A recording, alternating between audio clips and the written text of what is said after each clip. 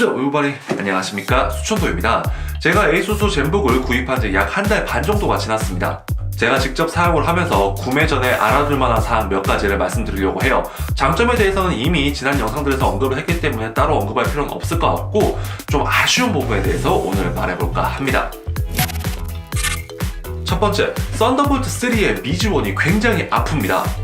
우선 썬더볼트 3에 대해서 모르시는 분들이 있으니까 간략하게 설명을 한번 드리자면, 인텔에서 개발한 데이터 전송 규격으로서 HDMI와 USB를 이용하지 않더라도 영상과 음성, 데이터, 그리고 전력 등을 송수신할 수 있는 방식입니다. 그리고 최신 핸드폰에 들어가 있는 USB-C 타입 단자를 이용하고 있기 때문에 범용성 또한 굉장히 넓습니다. 데이터 전송 속도 또한 USB 3.0보다 8배 빠른 40GBps를 지원한다고 해요. 그렇기 때문에 외장 그래픽 카드를 썬더볼트 3로 연결을 해서 사용할 수도 있다고 합니다.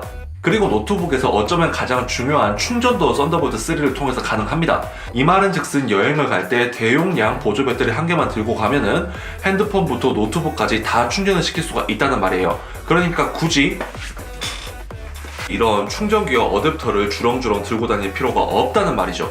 사실 젠북 자체의 무게는 1.2kg으로서 굉장히 판타스틱합니다. 진짜 가볍고 좋아요. 하지만 배터리를 보다 자유롭기 위해서는 어쩔 수 없이 이런 어댑터들을 들고 다닐 수밖에 없단 말이죠. 이 어댑터가 약 200g 정도 됩니다. 그 말인즉슨 젠북의 가장 큰 장점인 무게에 대해서 마이너스 포인트가 된다는 얘기죠. 이 부분은 굉장히 아쉬운 포인트예요. 그리고 전원의 위치가 굉장히 짜증납니다.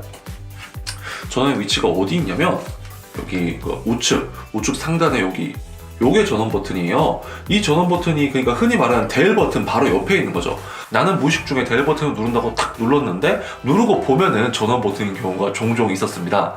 물론 절전 모드로 들어가기 때문에 작업하고 있던 데이터가 사라지는 건 아니에요. 그러니까 좀 아쉽긴 아쉽죠.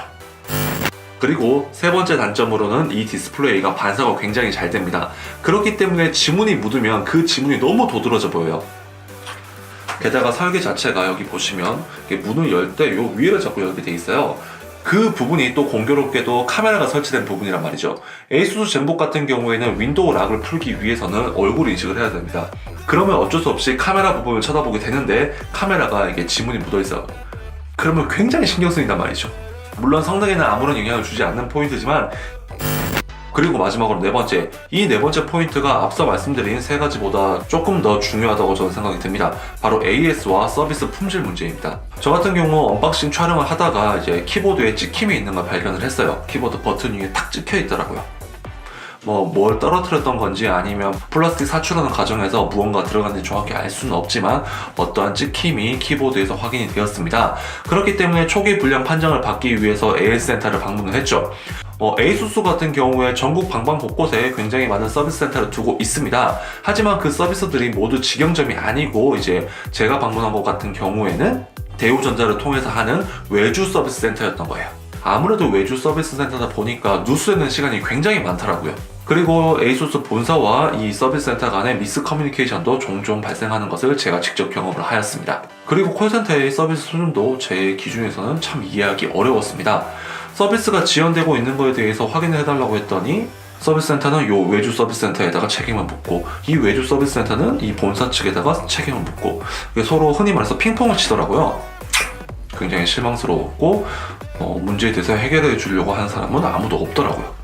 며칠간의 소요 끝에 그 찍힘에 대해서 받은 답변은 기능상의 문제가 없기 때문에 교환해 줄 수가 없다였습니다.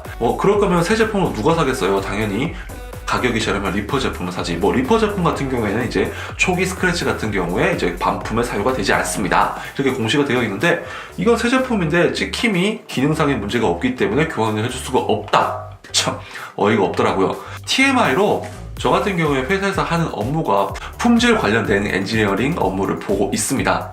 그러니까 그런 규정이나 이런 것들에 대해서는 그렇기 때문에 제가 여차저차 해서 이거 정말 안 되는 겁니까? 라고 말을 했더니 또 그제서야 교환을 해주겠다고 하더군요. 그러니까 그런 품질에 대해서 요건을 정확하게 알지 못하고 있으면 그냥 당할 수도 있다는 생각이 들었어요. 물론 제 사례 하나만으로 에이수스 서비스의 모든 것을 평가할 수는 없다고 생각합니다. 하지만 분명히 시스템적으로 답답한 부분은 존재하는 것 같았어요. 그 외 성능적인 부분이나 디자인적인 부분에 대해서는 굉장히 만족하며 사용하고 있습니다. 그리고 가격 또한 굉장히 착하기 때문에 앞서 말씀드린 4가지 단점들도 어느 정도 이해는 되긴 돼요. 그리고 배터리 성능에 대해서 걱정하시는 분들은 언더볼테이지를 강력하게 추천드립니다.